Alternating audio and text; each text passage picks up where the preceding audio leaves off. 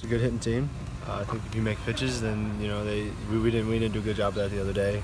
Obviously, a good hitting team's gonna, when you walk 12, they're gonna put some runs up. So I think if we just get ahead and we pitch our game, then we let our defense work, we have a pretty good chance.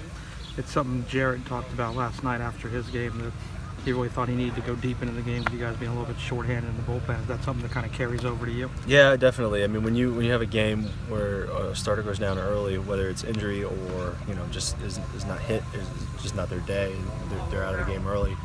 I mean, the bullpen has to step it up. And so in a tournament situation like this, I mean, you can't have too many games where the bullpen is having to pick you up. Obviously Hess is doing fantastic back there. We have Newman. Hopefully Gilbert will be going on Saturday. So, with a thinner bullpen than we'd like to have, you take responsibility on going deep in the game, and so the bullpen's not having to spread themselves too thin. The competitor in you, how much does that want to get out and be able to play them after seeing what you saw on Monday? Oh, I mean, I'm ready to go. I'm excited for this opportunity. It's a good team. This is the team that I've wanted to pitch against all year, being #1 in the nation, so it's going to be fun. How much of a factor is their running game with everything they did as far as hitting runs on Monday? It looked like Monday, whether it was a hit and run or straight steals, they were getting great jumps. Yeah, but we just got to do a good job of holding the ball.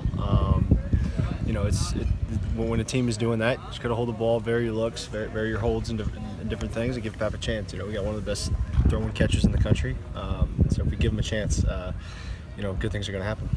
Is there anything about them that surprised you on Monday? Not really. No, I mean, that's typical what we saw on film and everything, and it's just. It reminds me a lot of Mississippi State. They got the guys at the top of the order.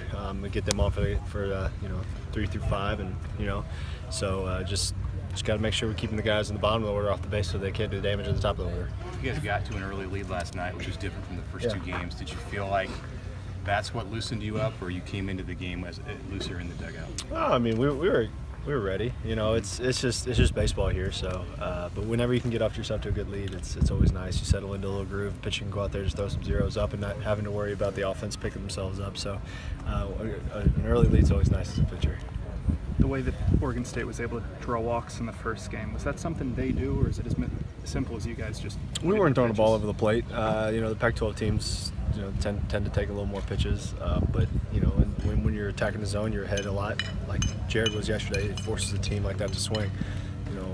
Florida State's notorious for taking a lot of pitches and working deep in counts, but when you're 0-1 every time, you got to go out there, you got to be aggressive, and that turns their game plan, and they got to change their game plan up. And so when they're aggressive early in the count, that plays in our favor. So strike one's imperative.